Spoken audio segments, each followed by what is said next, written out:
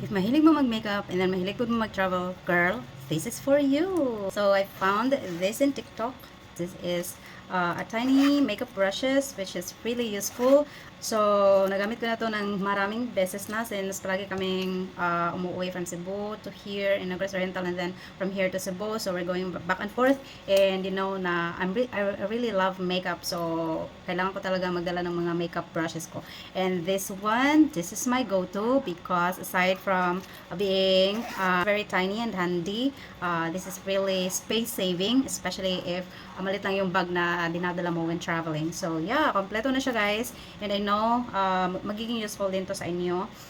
This is the powder brush, and then another one is for the contour, and then this one is for the blush, and then meron din siyang mga brushes for eyeshadow.